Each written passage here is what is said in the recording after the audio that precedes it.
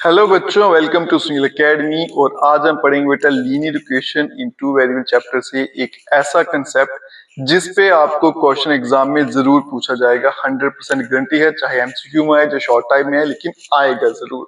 और ये जो टॉपिक है बेटा, ये पूरे का पूरा क्या है, बेसिक है लीनियर इक्वेशन टू वेरिएबल का। तो आइए इसको समझते हैं और आपका 1 मार्क्स पक्का करते हैं। मेरे पास दो इक्वेशन है लीनियर इक्वेशन टू वेरिएबल जो है, उनकी जनरल फॉर्म क्या रहती है, a1x plus b1y plus c1 equals to 0। क्योंकि टू वेरिएबल है तो दो वेरिएबल कौन से होंगे, x और y। ठीक है, और ये मेरा कांस्टेंट आ गया। दूसरी इक्वेशन है a2x plus b2y plus c2 equal to 0। अब इसके बेटा 3 केस बनते हैं, ये आपको अच्छे से आनी चाहिए और इसी पे क्वेश्चन पूछा जाएगा।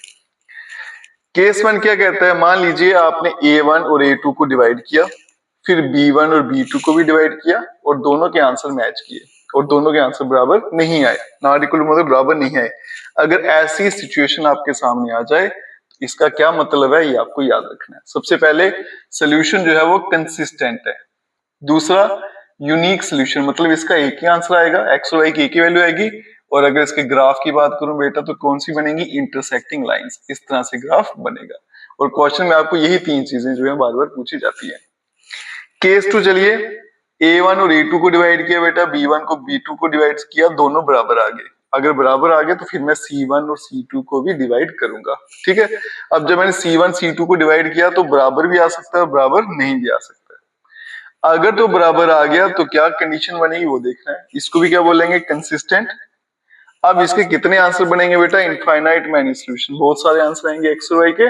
और ग्राफ की बात करूं तो आएगी कोइंसिडेंट लाइंस, मतलब ये एक लाइन और दूसरी भी इसी के ऊपर बनी होगी।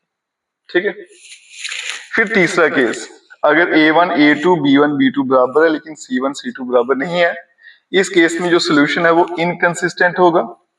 आपको एक्स और वाई की कोई भी वैल्यू नहीं मिलेगी, कोई भी आंसर नहीं आएगा, इसलिए कहते हैं नो सोल्यूशन। ग्राफ की बात करूं तो पैरेलल लाइंस इस तरह से बनेगा। ये तीनों कंडीशन बेटा आपके माइंड में होनी चाहिए और इस पे 1 मार्क्स में जरूर पूछा जाता है क्वेश्चन, याद रखना। वीडियो अच्छी लगी हो खूब सारा शेयर करिएगा और चैनल को लाइक सब्सक्राइब जरूर करें। Best of luck.